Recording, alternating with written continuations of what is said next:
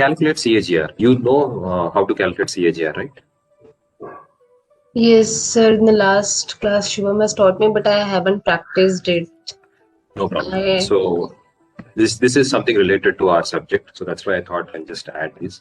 There are lots of things like depreciation schedule, tax calculator, so many we can do, but only when it is required. So when I was training the chartered accountants who've been working for last 20-25 years, they find it very difficult for tax calculation or capital gains, short-term and long-term capital gains. So depending on the work requirement, it makes sense that you can develop your own thing. One thing, at least from a finance, that we commonly use is I've invested 10 lakhs and for 3 years I'm holding it. I am expecting 20 lakhs. So what is my ROI? The easiest that you can do without any other complication, there's a formula called RRI. Returns an okay. equivalent interest rate for growth. Hit tab. It says period, present value, Present value 10 lakhs.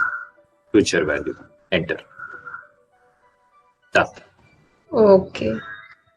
So people go through a lot of complications in calculating all these things, and CAGR is very important for our profession, being finance side. So this is sufficient. It tells you that every year I am having a compounded interest rate of 26% almost on this investment. Then I can double the money. That's the whole idea.